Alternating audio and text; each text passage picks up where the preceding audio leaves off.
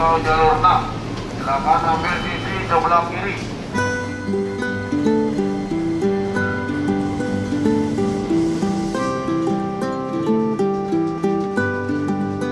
Saya dari Manggarai ke Stasiun Sudimara berangkat kerja. Depok Baru turun di Manggarai. Untuk kerja aja sih. Stasiun Citayam sampai Manggarai dan Jatinegara.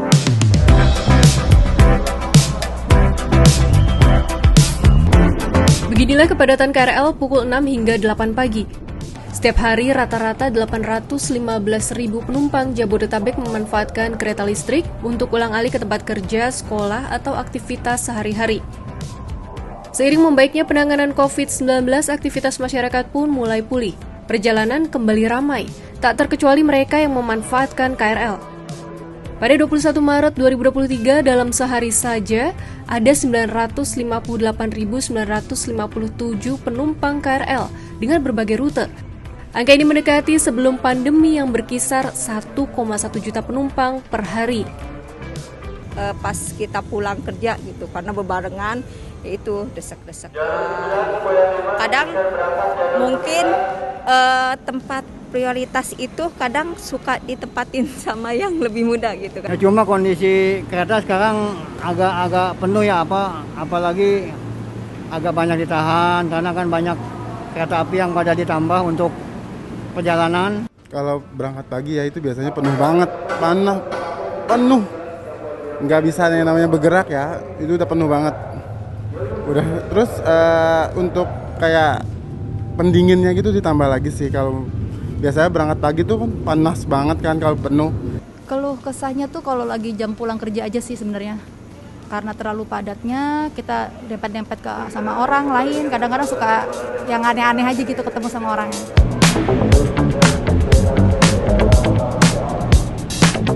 Demi memenuhi harapan penumpang akan keselamatan dalam perjalanan, armada KRL yang dioperasikan pun harus memenuhi standar. Salah satunya terkait kelayakan kereta beroperasi. Kelayakan ini akan tercapai bila setiap kereta terawat dan memakai suku cadang yang sesuai. Apabila tidak, peluang gangguan perjalanan masih besar. Untuk mencapai ini pula, PT Kereta Komuter Indonesia selaku operator memperhitungkan penggantian kereta listrik yang sudah 15 tahun beroperasi di Jabodetabek.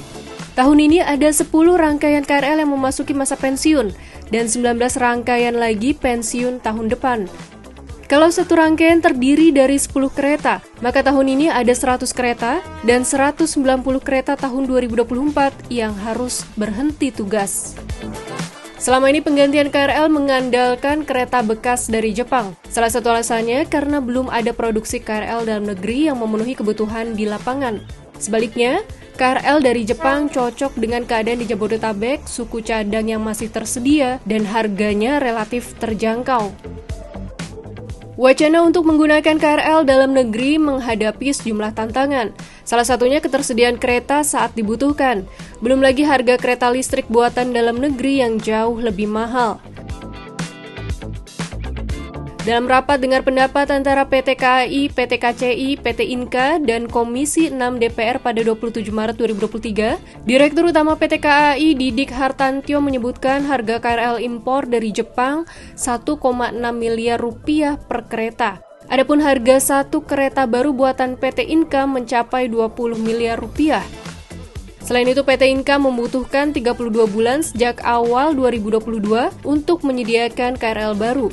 Sehingga ketersediaan 16 rangkaian KRL produksi Inka ini dialokasikan untuk peningkatan jumlah perjalanan di tahun 2026. Selisih harga KRL bekas dan KRL baru juga bakal berpengaruh ke tarif tiket penumpang.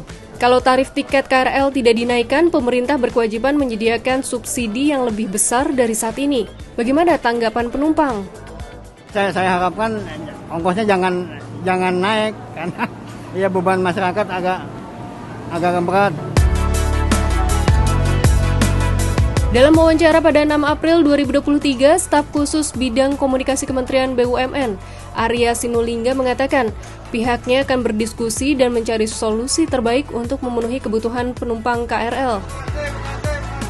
Apakah nanti memperdayakan yang sudah ada, apakah nanti yang sudah ada pun nanti bisa diperbaiki dan sebagainya, tapi tetap menjaga aspek keselamatan karena dalam transportasi itu yang utama adalah faktor keselamatan.